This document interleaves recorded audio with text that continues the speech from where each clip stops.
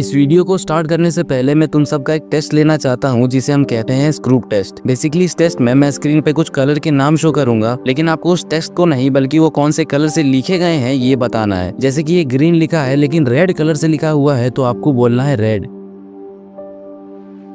अब ये तो काफी इजी था, बट अब होगा असली खेल शुरू।